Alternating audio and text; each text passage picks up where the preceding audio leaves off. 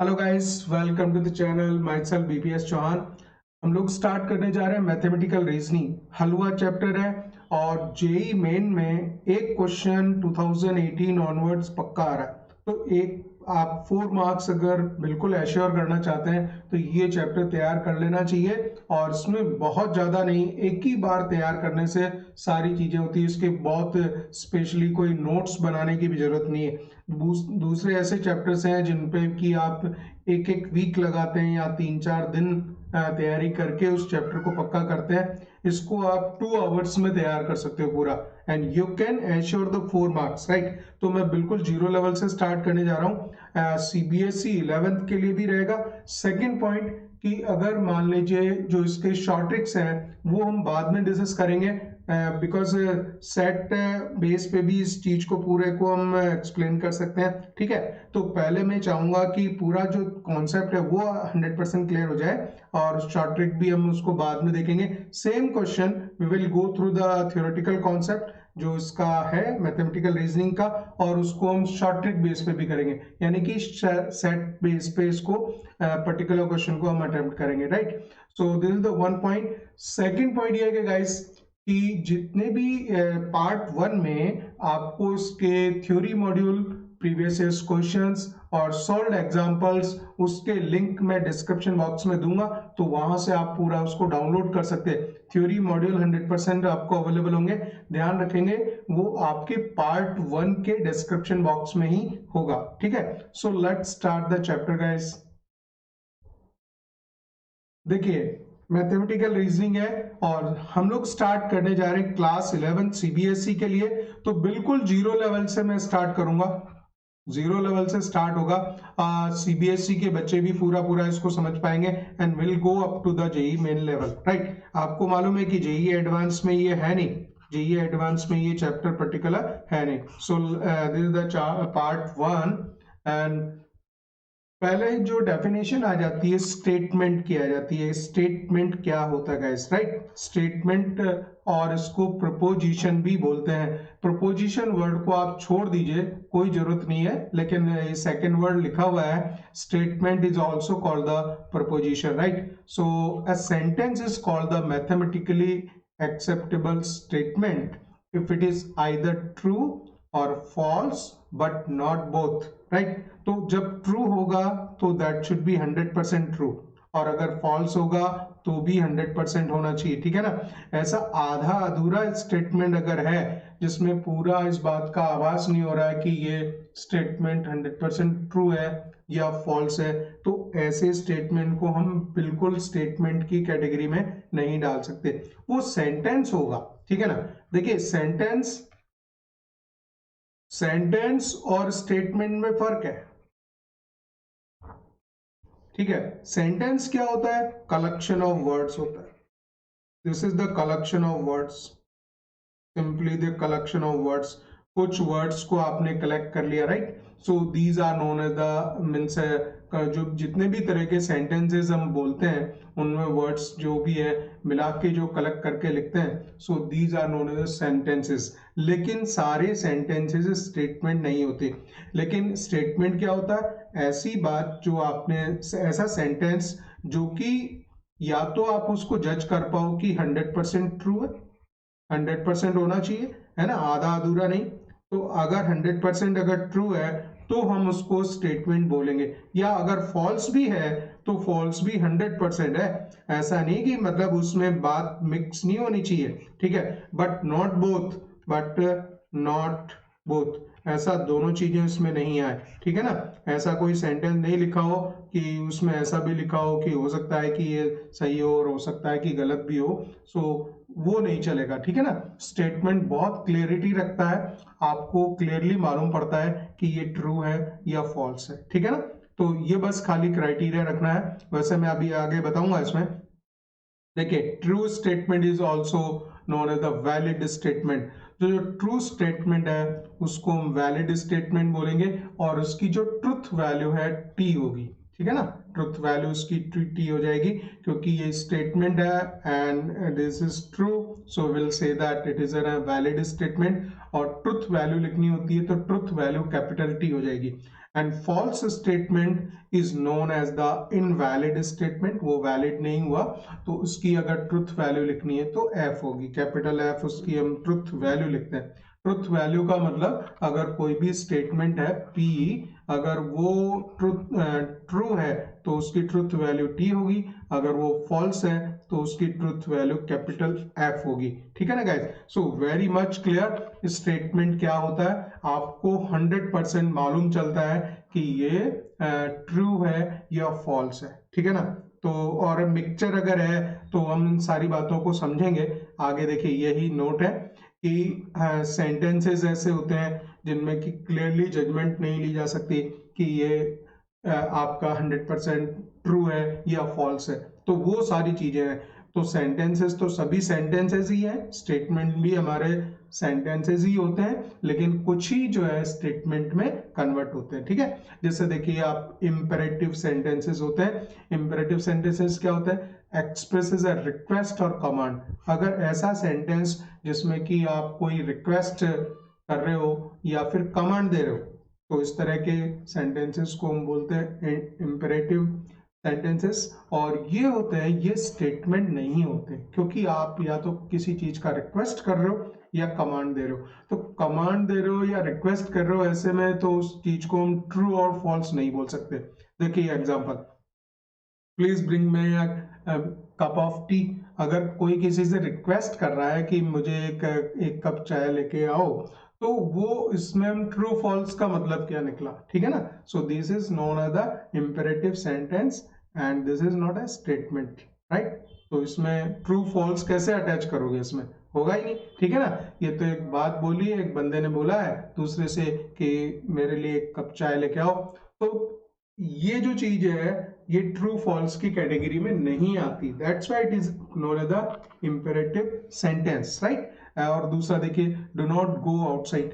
तो एक दूसरे को कमांड दे रहा है कि father is saying to son that do not go outside. So if it is saying that it is a command, so it is considered into the sentence, तो वो sentence में कंसिडर होगा, स्टेटमेंट नहीं जाएगा। वैसे कोई भी हो, आप रिक्वेस्ट या कमांड हो, तो ये स्टेटमेंट नहीं बनता है। ठीक है ना? This is one thing. Second, अगर मान लीजिए एक्सक्लेमेटरी सेंटेंस है। Exclamatory sentence means, exclamatory means जिसमें बहुत एक्सप्रेस कर रहा हो स्ट्रॉन्ग फीलिंग। ठीक है ना? ऐसे सेंटेंसेस जो कि स्ट्रॉन्ग फीलिंग को एक्सप्रेस करते होते हैं, वो these are known as the exclamatory sentences, right? And वो भी स्टेटमेंट कंसीडर नहीं होते गाइस, राइट? जैसे कि how big is a whale fish, right?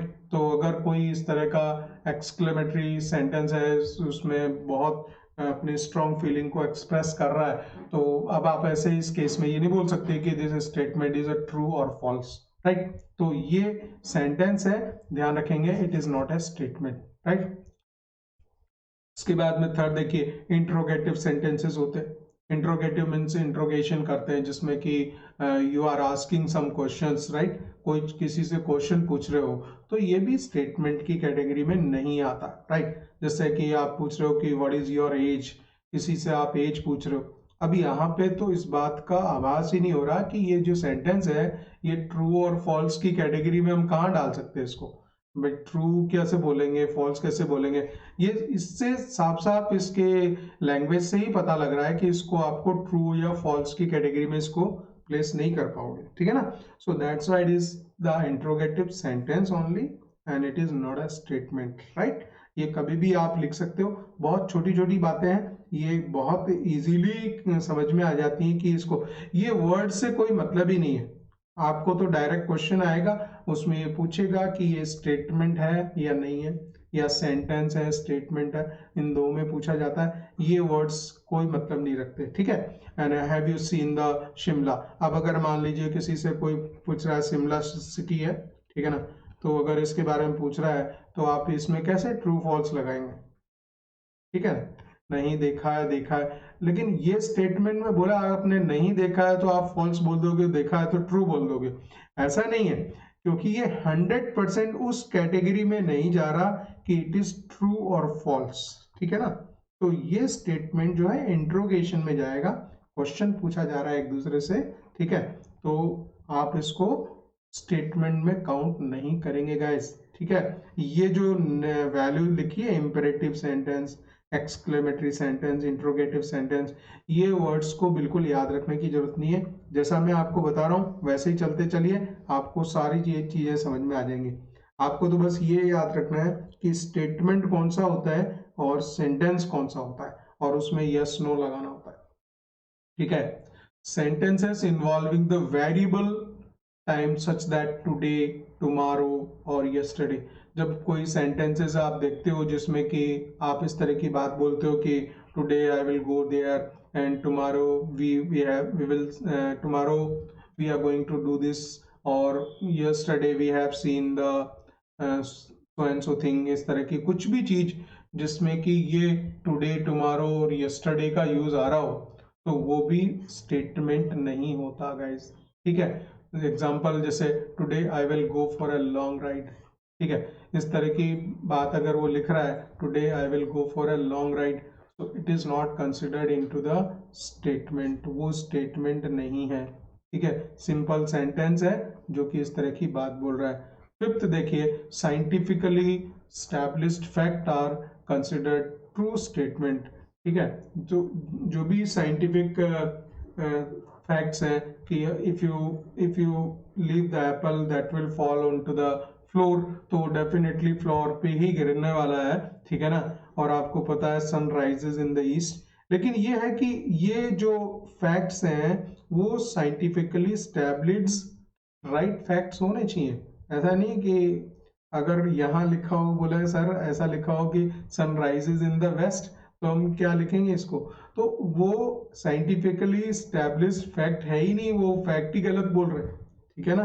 तो ये सारे जब होंगे, so these all the scientifically established facts are considered as the true statement. तो ध्यान रखेंगे कि ये सारे स्टेटमेंट ट्रू स्टेटमेंट में काउंट होते हैं। नंबर 1 पॉइंट, ये स्टेटमेंट होते हैं और ट्रू होते हैं हमेशा, ठीक है ना, इनकी ट्रुथ वैल्यू टी होती है, ठीक है। तो आपको ये है कि जो स्टेटमेंट है ऐसे, ठीक है, वो पहली बात है कि सही लिखे होने चाहिए। सनराइज इन द वेस्ट लिखा होगा तो वो तो फिर स्टेटमेंट ही गलत लिख दिया ना उसने पहले से ही, है ना। सनराइज इन द ईस्ट लिखा होगा, then you can write the T. And every integer is an rational number, ये आपको मालूम है कि जो भी इंटीजर होता है that is the rational number, तो उसको हम क्या लिखेंगे, टी लिखेंगे, ठीक है। ऑप्टेटिव ऑप्टेटिव सेंटेंसेस कौन से होते हैं, देखिए इस ये वर्ड को आप बिल्कुल ध्यान रखिए, इसको कुछ याद रखने की जरूरत नहीं है ना। ये तो मैंने आपको समझाने के लिए इस तरह के सारे बना दिए, otherwise there is no need to remember these कि ये कौन कौन से सेंटेंसेस है। ऑप्टेटिव वर्ड से कोई मतलब नहीं है आपको, और इसका मतलब होता है कि ब्लेसिंग्स और विशेस। जब हम किसी को ब्लेसिंग्स देते हैं, विशेस देते हैं, तो वो जो हम सेंटेंस बोलते हैं उस तरह के सेंटेंसेस को बोलते हैं guys blessings and wishes, right. वो ब्लेसिंग एंड विशेस वाले सेंटेंसेस होते हैं, और लेकिन ये जो है स्टेटमेंट में काउंट नहीं होते हैं, these are not a statement, right. अगर आप ऐसा बोल रहे हो congrats to your success in IIT JEE, right, तो अगर आप किसी को ऐसा बोल रहे हो, so it means it is not a statement, simply sentence है, आप उसको विशेस कर रहे हो, ब्लेसिंग्स दे रहे हो, है ना। लॉन्ग लिव माय डियर, किसी को आप कह रहे हो कि long live my dear, so this is the simply you are giving the blessings, right, so it is not a statement, ठीक है। चलिए अब देखिए कुछ क्वेश्चंस हैं जो ये सिंपली आपको समझ आ जाएंगे, इस तरह से चीजें पूछी जाती हैं। मैंने जो पीछे ये 3 और 3 6 इस तरह की जो चीजें बताई, इनके नाम बताए, वो नाम तो इसलिए बताने पड़े क्योंकि ये थोड़ा सा आप डिफरेंशिएट कर पाओ कि इस तरह की चीज को क्या बोला जाता है, अदरवाइज कोई जरूरत नहीं है। क्वेश्चन डायरेक्ट इस तरह से आता है, which of the following sentences are statement. तो ये खाली ये पूछ रहा है कि कौन से सेंटेंसेस स्टेटमेंट हैं, है ना। तो अब आप देखिए क्लियर जजमेंट लेंगे। पहली बात, अगर इसने इस तरह लिखा है 5+7 इक्वल्स टू 12 लिख रहा है, राइट, तो होता ही है, तो बात सही है। तो ये पहली बात तो ये कि बहुत क्लियरिटी रख रहा है इसमें, तो हम बोल सकते हैं कि ये आपका स्टेटमेंट है, ठीक है ना। So this is the statement, yes it is an statement, right. और स्टेटमेंट भी है और ट्रू भी है। दूसरी बात सही भी है कि अगर 5 + 7 लिख रहा है 12 है, अगर ये 5 + 3 लिखा होता और लिखा होता इट इज इक्वल टू 12, ठीक है ना, 5 + 3 = 12 लिखा होता तो हम इसको ट्रू बोल देते, इसको फॉल्स बोल देते, ठीक है। लेकिन क्लियरिटी है इसमें, ये एक तरह का ओपन स्टेटमेंट है। It is called also called the open statement, which is very much clear that we know that 5 + 7 = 12, ठीक है, but 5 + 3 is equals to 12, this statement is a false, ठीक है। तो आप ऐसा इसमें जजमेंट ले सकते हैं। नाउ सेकंड देखिए, sum of the two negative number is negative. तो ये तो मैथ्स का साइंटिफिकली एस्टैब्लिश्ड फैक्ट है, मैथ्स का हम सिंपल रूल जानते हैं कि अगर दो नेगेटिव नंबर को जोड़ेंगे तो नेगेटिव ही आने वाला है। तो पहली बात तो स्टेटमेंट है और ये ट्रू है, ये ट्रू भी है, ठीक है। Every square is a rectangle, ठीक है, एवरी स्क्वायर, जो स्क्वायर होगा वो रेक्टेंगल होता है। तो ये स्क्वायर तो रेक्टेंगल होता है, इसका अपोजिट सही नहीं होता। अगर ऐसा, ये तो आपका स्टेटमेंट भी है, ये ट्रू भी है, ऐसा बोलोगे, ठीक है।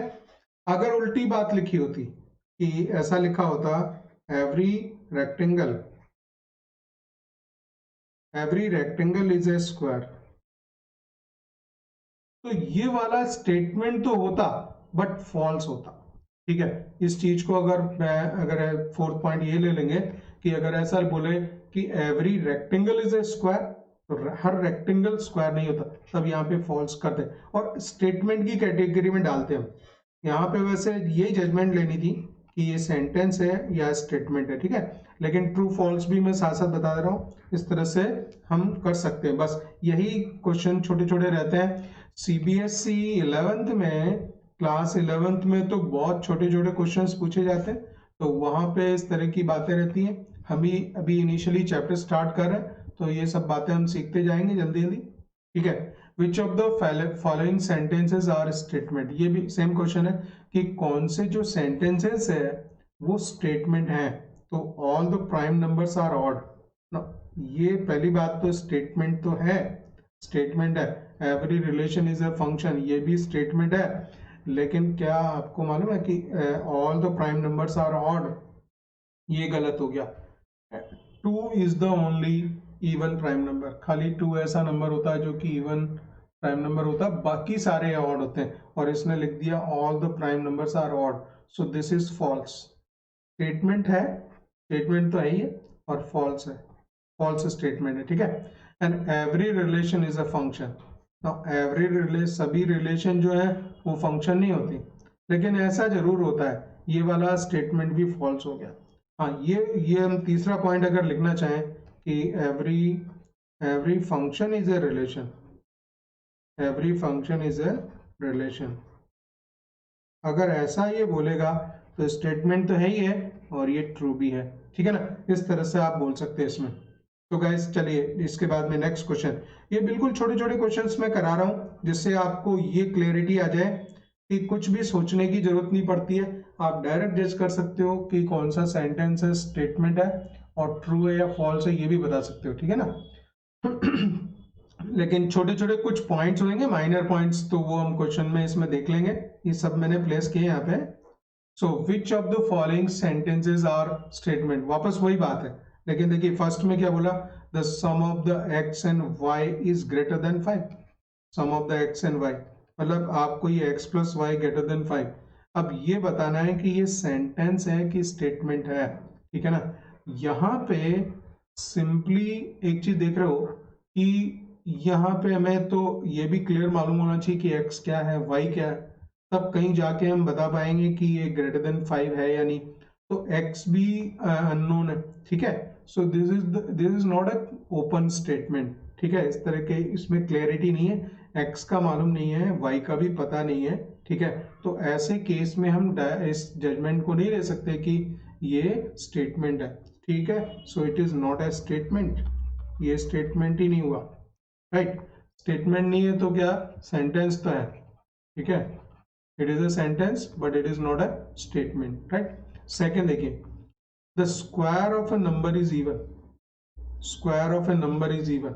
अब यहाँ पे एक बात है इसने मिस कर दी, यहाँ पे गड़बड़ कर दिया कि हमें पता है कि अगर जो इवन नंबर्स होते हैं, जैसे 4 का स्क्वायर है 16 है ना, 6 का स्क्वायर है 36 है, और ऑड नंबर्स का स्क्वायर होता है, 3 का स्क्वायर 9 है, 5 का स्क्वायर 25 है। तो इवन नंबर का स्क्वायर इवन होता है, ऑड नंबर का स्क्वायर ऑड होता है। तो इसने लेकिन यहाँ पे बोला the square of a number is even, right. तो again this is not a statement, ये स्टेटमेंट नहीं होगा। सेकंड वाला भी नॉट ए स्टेटमेंट, क्योंकि इसने जो भी सेंटेंस बोला है उसमें क्लियरिटी नहीं है कि ये कब राइट होगा, ठीक है। So it is not a statement. Yes, we can say this is the sentence. भाई सेंटेंस तो कोई भी होगा ही होगा, ठीक है। बात चल रही है इसकी कि वो स्टेटमेंट होगा या नहीं होगा, ये चीज हमें चेक करनी, ठीक है। अब इसके बाद देखिए गाइस, ट्रुथ टेबल बनानी होती है हमें, राइट। ट्रुथ टेबल इस तरह से बनानी होती है कि कोई भी अगर स्टेटमेंट गिवन है, और आपको बता दूं पी क्यू आर स्टेटमेंट को इन्हीं नोटेशन से जनरली यूज करते हैं। कोई भी अगर स्टेटमेंट है, जैसे कि यहाँ पे अगर लिखा है कि P अगर स्टेटमेंट है, P is such that √5 is a rational number, कुछ भी हो सकता है ना, √5 इज अ रैशनल नंबर, ये हमने लिखा, ठीक है। इस चीज को हम बोल देंगे ये स्टेटमेंट है। तो उसको नोटेशन जो यूज होते हैं नॉर्मली मैथमेटिकल रीजनिंग में PQR ही लगा रखे सब जगह, ठीक है। पूरी चैप्टर में हर जगह PQR अगर स्टेट किया हुआ है तो समझ लीजिए कि वो स्टेटमेंट को डिनोट करता है, उसका नोटेशन ये है P इज सच दैट। तो स्टेटमेंट क्या है, P √5 is a rational number, right. इसको हम बोल रहे हैं। ये ट्रू और फॉल्स है ये तो बाद में डिसाइड होगा, ठीक है। तो ट्रुथ टेबल जो बनानी होती है ना गाइस, उसको देखिए आप कैसे होती है। Truth table that will give the truth values of the statement. Truth value का मतलब ये है कि ये ट्रुथ वैल्यू का मतलब ये है कि स्टेटमेंट कैन बी ट्रू और it statement can be false. तो अगर मान लीजिए स्टेटमेंट सही हुआ तो ट्रुथ वैल्यू T हो जाएगी, और स्टेटमेंट अगर गलत हुआ तो उसकी ट्रुथ वैल्यू F हो जाएगी, क्योंकि वो फॉल्स है, ठीक है। सो अगर सिंगल स्टेटमेंट है गाइस तो हमें ट्रुथ वैल्यू बनानी होती है। अगर एक स्टेटमेंट हो, दो हो या तीन हो, ठीक है, वो मैं बताऊंगा। Truth table is that which gives the truth value of the statement. It has the number of rows और columns. ये number of rows देखनी होती है कि कितने आएंगे, ठीक है। So that n is the statement. Note that for n statements, अगर हम number of statement कितने n, number of statements अगर n हो तो उसमें जो number of rows आएंगी, number of rows, ये रो हो गई, एक रो दो रो, ठीक है। सिंगल स्टेटमेंट है तो इस तरह नंबर ऑफ रोज का जो फॉर्मूला है वो 2 to the power n चलता है, ठीक है। तो बहुत सिंपल सी चीजें हैं, ये पहली बार अगर जो भी बच्चा देख रहा है उसको बस एक ही बार सीखने की बात है। विद इन सेकेंड्स आप समझ पाओगे कि क्या कहना चाह रहे हैं, ठीक है। So truth table for the single statement भी, खाली सिंगल स्टेटमेंट है तो उसकी नंबर ऑफ रोज हम निकालेंगे 2 की पावर n तो वही एक ही स्टेटमेंट तो 2 आएगी। तो उसमें तो अगर स्टेटमेंट P है तो डेफिनेटली, ठीक है ना, बहुत इजी चीजें बता रहा हूं मैं कि उसकी जो ट्रुथ वैल्यू एक तो T होगी, ट्रुथ और फॉल्स होगी, बस इसमें दो रोज बनेंगी, ठीक है, इसमें दो रोज बनेंगी। अगर मान लीजिए दो स्टेटमेंट है P और Q है दोनों, तो अब आप देखिए क्या हो सकता है, पहला स्टेटमेंट ट्रू हो सकता है, दोनों ट्रू हो सकते हैं, ये ट्रू हो सकता है, फॉल्स हो सकता है, पहला फॉल्स सेकंड ट्रू, और दोनों फॉल्स हो सकते हैं। तो कितने ऑप्शन मिल गए हमें, तो 1 2 3 4। तो इस तरह से ये चार इसमें रोज बन जाएंगी, वो तो बन ही जाएंगी बिकॉज नंबर ऑफ रोज जो है 2 की पावर 2, P और Q ये जो है n की वैल्यू 2 है, तो यहाँ पे टोटल 4 रोज हमें इस तरह से मिलेंगी, ठीक है। इसके बाद देखिए truth table for the 3 statement. अगर मान लीजिए 3 स्टेटमेंट आ रहे P Q और R, अब आपको पता है कि 3 है, n की वैल्यू 3 है, तो 2 to the power 3, टोटल 8 रोज हम इसमें बनाएंगे, ठीक है ना। तो उसको हम किस तरह से बनाएंगे वो मैं बना रहा हूँ, पूरी एक बार आपको ट्रुथ टेबल बना के दिखा देते हैं तो आपको ये मालूम चल जाए कि किस तरह से हमें जजमेंट लेनी होती है। बहुत ही आसान काम है, ये बिल्कुल बच्चों जैसा खेल है कि यहाँ पे मतलब कोई भी इवन मैं 6-7 के बच्चे को भी अगर सिखाऊंगा तो वो एक ही बार में सीख जाएगा, कोई जरूरत नहीं है, बहुत ही आसान। This is PQR, let's say this is PQR और हम ट्रुथ टेबल बना रहे हैं, ठीक है। तो आप एक काम करोगे, पहले तो सभी को T लिख दो, सारे T लिख दो और एक में फॉल्स चला दो, ठीक है। दोनों ट्रू रहेंगे और ये फॉल्स। अब ये फॉल्स को बीच में ले आ दो, ठीक है। इस फॉल्स को यहाँ फर्स्ट पोजीशन पे ला दो, हो गया। हमें पता है टोटल 8 रोज बनेंगी, कैसे बता रहा हूँ। तो पहले पूरे ट्रू, फिर एक फॉल्स चलाया हमने यहाँ लास्ट में, फिर बीच में, फिर इधर, ठीक है। अब 2 फॉल्स चला देंगे, तो ट्रू फॉल्स फॉल्स, ठीक है। अब इसको टी को बीच में ले आएंगे, F T false true and false, और इस ट्रू को लास्ट में ले जाएंगे, तो फॉल्स फॉल्स एंड ट्रू, ठीक है। और लास्ट में तीनों फॉल्स कर दो, लास्ट में तीनों फॉल्स कर दो। तीनों ट्रू से स्टार्ट किया, तीनों फॉल्स आ गए। अब चेक कर लीजिए 8 रोज हैं टोटल, ठीक है। So this is 1 2 3 4 5 6 7 8। ये तो हम सेट में करते ही आ रहे थे, हमें पता है कि टोटल इसमें 8 इस तरह के ऑप्शंस बनेंगे, ठीक है ना। सारे ट्रू हो जाएंगे, एक को फॉल्स लेंगे, एक को फॉल्स लेंगे, उसको इधर एंड पे डालो, बीच में डालो, यहाँ पे डालो, ठीक है। अब 2 फॉल्स ले लो, तो फिर यहाँ जो एक सिंगल ट्रू है वो यहाँ पे कॉर्नर पे, फिर बीच में, फिर लास्ट में आ जाएगा, और तीनों फॉल्स कर दो, ठीक है। तो इस तरह से ये पूरी ट्रुथ टेबल बन गई इसकी, ठीक है, ट्रू फॉल्स की। सो गाइस चलिए इसके बाद में आते हैं हम, ये तो आपका ट्रुथ टेबल बनाना मैंने बता दिया। Negation of A statement, right. अब देखिए निगेशन में किसी भी स्टेटमेंट को हम उसको डिनाइल कर रहे हैं, उसको उसमें नॉट लगा के बोलते, कोई चीज होती है तो अगर निगेशन ऑफ स्टेटमेंट बोलेंगे, अगर P कोई स्टेटमेंट है, ठीक है, P is any statement like this is the, ये मैंने यहाँ पे लिखा है √5 इज अ रैशनल नंबर। बहुत सिंपल बातें डिस्कस कर रहे हैं। √5 इज अ रैशनल नंबर, ठीक है। तो उसका जो निगेशन है, निगेशन ऑफ P, उसको बोलेंगे नॉट P, इसको बोलते हैं नॉट P। और वो निगेशन आपको ऐसा लिखना है, √5 is not a rational number, very simple, right. तो कोई भी चीज को उसको निगेशन या डिनाइल जिसे हम बोलते हैं वो लेते हुए अगर बोल देते हो तो वो हो जाएगा उसका निगेशन, राइट, नेगेटिव उसका, ठीक है। So the denial of the any statement P is called its negation and written as the not P। ये जो सिंबल है ये है नॉट P, राइट। सो उस तरह से हम उसको लिखते हैं। और उसको जैसे एक तो मैंने ये तरीका बताया, इस तरह से भी बोल सकते हो, √5 is not a rational number. आपने अगर P स्टेटमेंट है, ये वाला P statement is such that √5 is a rational number, तो अगर आप नॉट P करके बोल रहे हो तो √5 is not a rational number बोल दोगे, सिंपल सी बात है, ठीक है। लेकिन इसको और भी दूसरे तरह से लिखा जा सकता है, it is not the case of. देखिए इसी चीज को ऐसे लिख सकते हैं हम, it is not a case of, it is not the case of √5 is a rational number।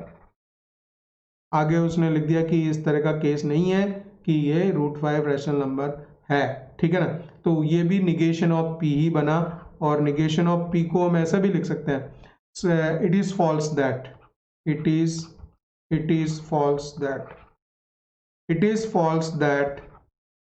√5 is a rational number, ठीक है ना। तो इस तरह से भी लिख सकते हो आप। तो ये 2-3 तरीके हैं, लेकिन बेस्ट यही है, इसी तरह से लिखा जाता है। बस इसमें तो बहुत आसान होता है कि आप नॉट लगा दो, कोई भी चीज होती है और उस चीज के बाद उसी सेंटेंस को आप नॉट लगा के बोल दोगे कि वैसा नहीं होता। तो इसमें बस ज्यादा ध्यान नहीं रखना, बस उसके निगेशन पे बोलना है कि वैसा होता है, और आप लिखोगे नॉट P, अगर लिखोगे तो आप लिखो कि वैसा नहीं होता, ठीक है। और इंग्लिश में जो भी सेंटेंस बनता है वैसा सेंटेंस आप बना दो, उसको बस खाली नेगेटिव शो करना है। तो अगर मान लीजिए इसका अगर ट्रुथ टेबल बनाना हो, तो अगर P स्टेटमेंट है तो ट्रू और फॉल्स हो जाएगा, नॉट P अगर है तो ये जो टी है ये एफ में कन्वर्ट हो जाएगा, ठीक है ना। तो वहाँ पे इस केस में अगर नॉट पी बोल रहे हो तो जो उसकी ट्रुथ वैल्यू है, ये हम क्या लिखते हैं यहाँ पे, हमेशा ट्रुथ वैल्यू लिख रहे होते हैं, तो ट्रुथ वैल्यू तब फॉल्स हो जाएगी और जो फॉल्स था उसकी फिर ट्रू हो जाएगी, ठीक है ना। अब इस चीज को, टेबल को और बढ़ा सकते हैं कि अगर 2 बार डिनाइल कर दे, negative of negative, right, so not of not P का अगर कर देते हैं तो ये पी बन जाता है एक्चुअल में। अगर 2 बार ये साइन लगा दो, देखो 2 बार अगर ये साइन लगा दो तो इसका मतलब ये पी ही बन जाता है, वापस पी हो जाता है, not of not P, not of not P, so this is again P, ठीक है। तो इसकी जो ट्रुथ वैल्यू है वापस पुरानी वाली आ जाएगी, इसकी टी आ जाएगी, इसकी एफ आ जाएगी, ठीक है। तो बहुत आसान। अच्छा, इसके बाद में हम आते गाइस कंपाउंड स्टेटमेंट में। कंपाउंड जब दो स्टेटमेंट को मिक्स करके बोला जाता है, जब P और Q दो स्टेटमेंट्स हैं और इनके बीच में हम लगाते हैं जिस सिंबल को यूज करते हैं उनको बोलते हैं कनेक्टिव्स। कनेक्टिव्स, उनको दोनों दो स्टेटमेंट को आप जिस सिंबल से कनेक्ट करते होते हो उसको बोलते हैं कनेक्टिव्स। और यहाँ पे जो कनेक्टिव्स यूज होते हैं वो एंड के लिए ये वाला होता है, ठीक है। आपको पता है कि इसके लिए और के लिए ये होता है, ठीक है। और इस तरह से ये कनेक्टिव्स चलते हैं, P to Q, P implies to Q and P and double sided implies that अगर लग रहा तो if and only if का केस होता है ये, ठीक है। तो these are known as the connectives। और जब कोई स्टेटमेंट दो स्टेटमेंट को मिक्स करके बनता है तो वो सिंगल स्टेटमेंट में कन्वर्ट हो जाता है। ऐसा नहीं है कि आप जब आप P और Q, P एंड Q करके अगर लिख रहे हैं, सो this is the single statement, right, P and Q। तो यहाँ पे P जो भी स्टेटमेंट है वो लिख दोगे और यहाँ पे एंड लगा के Q को बोल देंगे, so that is known as the compound statement, right? If a statement is a combination of two or more statements, then it is said to be a compound statement, right? So each statement which form the compound statement is known as the sub statement, उसका सब statement होता है, और it is also known as the component statement, उसका एक component होगा, right? ये first component होगा, second component होगा, इस तरह से हम कंपाउंड स्टेटमेंट लिखते हैं। अब देखिए इसमें जो बेसिक जो दो स्टेटमेंट को जो कनेक्ट करते हैं सिंबल्स, जो सिंबल उसको कनेक्ट करते हैं उसको हम बोलते हैं कनेक्टिव्स। और बेसिक कनेक्टिव्स कौन से हैं? So in the compound statement two और more statement are connected by the, जैसे मैंने बताया ये सारे, है ना। एक तो होता है एंड का, इसके बाद आगे टेबल है हमारे पास में तो वो सब आ जाएगा, एंड का, और का है, इफ एंड देन होता है, इफ एंड देन होता है। तो इफ P देन Q, मतलब इसको ऐसा बोलोगे, इफ P देन Q। तो इफ लिख के P वाला स्टेटमेंट लिख दो, देन लिख के Q वाला स्टेटमेंट जो सेकंड स्टेटमेंट है उसको कंप्लीटली अगर पूरा बोल दोगे तो ये एक कंपाउंड स्टेटमेंट बन जाता है, right. And if and then हो जाता है if and only if. If and only if को तो आपको पता है कि if and only if and only if P happens then Q happens।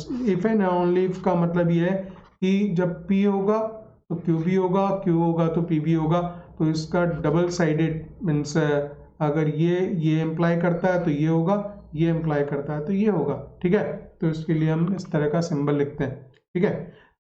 तो चेक दिस टेबल, ये इंपॉर्टेंट है, यहाँ से थोड़ा सा इंपॉर्टेंट पार्ट आ जाता है, इनको हम कनेक्टिव्स बोलते हैं, राइट। इसमें लगेगा आपका एंड, ठीक है, एंड का होता है, और का होता है, इफ एंड देन का होता है guys, and if and only if का होता है। इफ को IFF भी लिखते हैं, ये आपको इंग्लिश की लैंग्वेज पता होगी किस तरह से सेंटेंसेस आप लिखते थे। और होता है नॉट, नॉट वाला साइन होता है, ठीक है। सिंबल क्या है? सो मैथमेटिकल रीजनिंग में इसके लिए सिंबल ये वाला, ठीक है ना।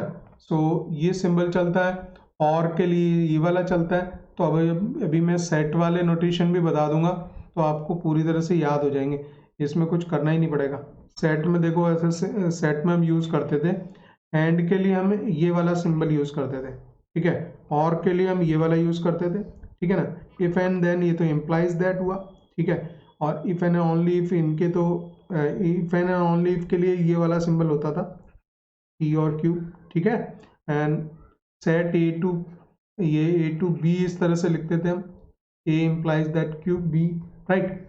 और नॉट में तो सेट अगर कोई होता था, मान लीजिए ए सेट है तो उसको कॉम्प्लीमेंट ऑफ सेट लिख सकते थे, इस तरह से आता था, ठीक है ना, या इसको ए ट्रांसपोज वगैरह लिखते थे, ठीक है। तो सिंबल्स आप बहुत ही इजीली याद रख सकते हैं, सिंबल के नेम है, इनके नेम है। अगर मैथमेटिकल रीजनिंग में हम देखेंगे तो इसको बोलते हैं कंजंक्शन साइन, राइट। कंडक्टिव है जो कि दो स्टेटमेंट को कनेक्ट करता है, तो वो जो सिंबल है उसका नाम है, this is known as the and वाला जो सिंबल है उसको बोलते हैं conjunction, right, this is known as the conjunction. और वाला जो साइन है या जो और बोलेंगे, अभी मैं आपको आगे बताऊंगा, ये इस पार्ट में नहीं, नेक्स्ट पार्ट में हम लोग डिस्कस करने वाले हैं कि जो it is called the disjunction, और ये वही काम करता है जो और का सिंबल करता था। अब आपको क्या करना है, सेट में आपको बिल्कुल ये चीज पैरेलल चलते हुए याद करनी की, और में हम क्या करते थे, तो आगे जब हम क्वेश्चंस करेंगे तो आपको बिल्कुल 100% सिमिलरिटी होती है, इसमें कोई फर्क नहीं होता। आप समझ जाएंगे कि कैसे हमें और इस डिसजंक्शन को लिखना है, बोलना है। तो आप तो याद रखने के लिए ये वाला सिंबल नहीं, आप इस पे याद रखेंगे कि इस पे हम क्या करते थे सेट में, वैसा का वैसे ही काम यहाँ पे भी करना है, ठीक है। सो इफ एंड देन वाला जो है ये इम्प्लाइज दैट का होता है, ये ऐसा भी लिख सकते हैं या ऐसा भी हो सकता है। So this is known as the implication, और दिस इज सिंबल का नाम है, it is known as the implication. लेकिन ये ए टू बी जैसे हम सेट में वर्कआउट करते थे, सेम यहाँ पे भी करेंगे, ठीक है। और इसका मैं ट्रुथ टेबल जब आपको बताऊंगा तो 100% क्लियरिटी आ जाएगी कि इस तरह इफ एंड देन वाले स्टेटमेंट को हम किस तरह से उसकी ट्रुथ वैल्यू बनाते हैं। मेन काम ट्रुथ वैल्यू बनाना होता है, ठीक है। तो इफ एंड देन वाला स्टेटमेंट अगर है, कंपाउंड स्टेटमेंट है, तो उसकी हम ट्रुथ वैल्यू कैसे बनाएंगे वो मैं बताऊंगा आपको, ठीक है। इफ एंड ओनली इफ का है तो ये इक्विवेलेंस है, और this is called the biconditional. Biconditional means A to B और B to A, P to Q और क्यू टू पी, तो this is the biconditional. और it is a equivalent sign, आपको पता है दोनों अगर set हो तो इक्विवेलेंट सेट हम बोलते थे, तो वही वर्ड यहाँ पे भी आ रहा है, ठीक है। एंड नॉट का तो आपको पता ही, निगेशन का नॉट लगता है, ये वाला सिंबल चलता है, ये रेयरली यूज होता है, और इसको हम निगेशन बोल देंगे मैथमेटिकल रीजनिंग में, इसमें निगेशन सिंबल इसको हम बोलते हैं, ठीक है। तो बस आज यहीं हम टेबल तक पार्ट 1 को फिनिश करेंगे, और इसके बाद में rest we will discuss into the part 2, इसके आगे पार्ट 2 में डिस्कस करेंगे। जो इम्पोर्टेंट चीज़ें जो मैंने आपको बताई हैं, ठीक है, पॉइंट ये बताया मैंने कि इस पर्टिकुलर इस चैप्टर के जितने भी थ्योरी मॉड्यूल्स हैं, ठीक है, थ्योरी मॉड्यूल हो गया, इसके सॉल्व एग्जांपल्स में प्लेस करने वाला हूँ, और उसके प्रीवियस ईयर्स क्वेश्चंस, इन सभी की पीडीएफ आप डायरेक्टली डाउनलोड कर सकते हो। ये जो पार्ट 1 हम लोग डिस्कस कर रहे हैं, इसके डिस्क्रिप्शन बॉक्स में अवेलेबल होगा, ठीक है। वो जो लिंक मैं दूंगा, लिंक को क्लिक करके आप डायरेक्टली 3 तरह के नोट्स में 3 चीज़ें दूंगा। थ्योरी मॉड्यूल आपको मिलेगा, इसके बाद में आपको मिलेंगे सॉल्व एग्जांपल्स, ठीक है, उसकी भी पीडीएफ रहेगी, और तीसरे रहेंगे प्रीवियस ईयर्स क्वेश्चंस। तो जब आप वो सारी चीज़ें तीनों को डाउनलोड कर लोगे तो आपकी कंप्लीट नोट्स जो है हर तरह से तैयार हो जाएंगे, ठीक है। सो गाइस चलिए सेकंड पार्ट में हम लोग मिलते हैं।